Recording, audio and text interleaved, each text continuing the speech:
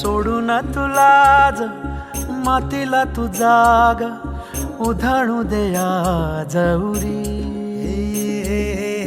उजाडू दे आज साकड हे माग होऊ दे पहाट नवी. आता होऊन जाऊ दे साऱ्या जगाला पाहू दे पडू दे पाऊल पुढं.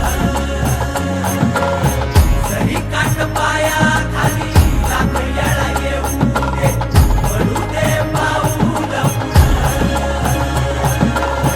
मोठी लढाई र लढू मातीसाठी र गड्या मनगटाच जोर लावून.